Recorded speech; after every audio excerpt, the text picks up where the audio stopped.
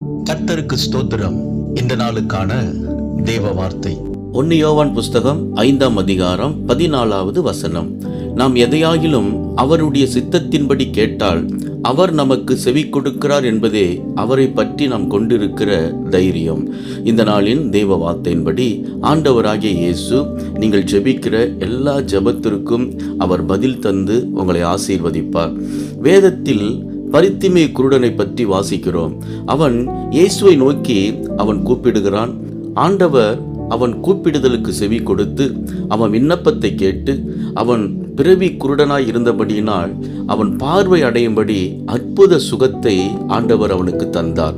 அன்பானவர்களே, உங்க வாழ்விலும் நீங்கள் ஜெபிக்கிற எல்லா ஜெபத்திற்கும் ஆண்டவர் பதில் தருவார்.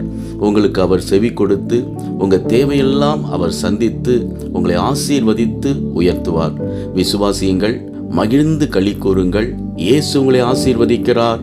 ஆமேன்.